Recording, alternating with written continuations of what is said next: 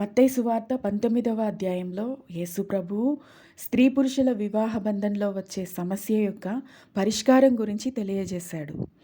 మోషే ధర్మశాస్త్రం ప్రకారము పరిత్యాగ పత్రిక అంటే డైవర్స్ తీసుకోవడం అనేది అప్పటికే ఇశ్రాయేలు సమాజంలో ఆచరణలో ఉంది. అలా విడిపోవడం న్యాయమేనా? అది అన్యాయమైతే మోషే ఎందుకని పరిత్యాగ పత్రిక గురించి చెప్పాడు అని పరిసయ్యులు యేసు ప్రభువును ప్రశ్నించారు. అప్పుడు ప్రభువు వారితో ఇలా సమాధానం ఇచ్చాడు. మీ హృదయాలకు ఉన్న కఠినత్వాన్ని బట్టే మోషే అలాంటి విధిని పెట్టాడు. కానీ నిజానికి ఒక్క వ్యభిచార కారణం ఉంటే తప్ప భార్యాభర్తలు విడిపోకూడదని 6వ వచనంలో దేవుడు జతపరిచిన వారిని మనుషుడు వేరుపరచకూడదని చెప్పాడు. వ్యతిరేకమైన వ్యక్తిత్వాలను బట్టి, ఒకరి సున్నితమైన ఇంకొకరి కఠినమైన హృదయ స్థితులను బట్టి ప్రతి వివాహ బంధంలో అనేక సమస్యలు ఎదురవుతాయి. ప్రతి సమస్యకు దేవుడు పరిష్కారం చెప్పలేదు. ఎవరి వివాహ సమస్యలకు వారే పరిష్కార మార్గాలను వెతుక్కోవాలి. అనేక సంవత్సరాలుగా వివాహ బంధంలో కొనసాగుతున్న పెద్దవారి సలహాలను మనం తీసుకోవాలి. దేవుడు మనకిచ్చిన ప్రతి బంధాన్ని కాపాడుకోవాలి, కానీ కూలగొట్టుకోవడం దేవుని చిత్తం కాదు. 12వ వచనంలో ప్రభువు నపుంసకత్వాన్ని గురించి తెలియజేశాడు. తల్లి గర్భం నుండి నపుంసకులుగా పుట్టిన వారున్నారు, మనుషుల వలన నపుంసకులుగా మార్చబడిన వారు ఉన్నారు.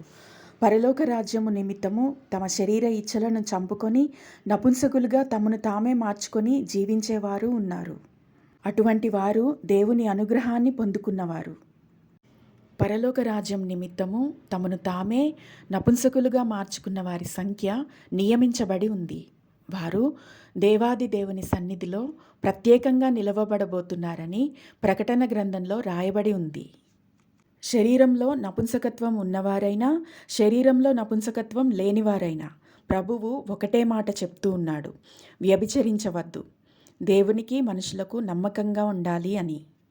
18వ వచనము: నరహత్య చెయ్యవద్దు, వ్యభిచరించవద్దు, దొంగిలవద్దు, అబద్ధ సాక్ష్యం పలకవద్దు, తల్లిదండ్రులను సన్మానించు. ఆస్తి నీకు ఎక్కువగా ఉంటే దేవుని సేవ పేరు మీద కానీ మరి ఇంకే పేరు మీద కానీ కలిగిన వాడికి, ఉన్నవాడికి, జీవితంలో అన్ని సౌఖ్యాలను అనుభవించేవాడికి ఇవ్వవద్దు. బీదలకు ఇవ్వండి. అవసరతలో కొట్టుమిట్టాడేవాడికి సహకరించండి.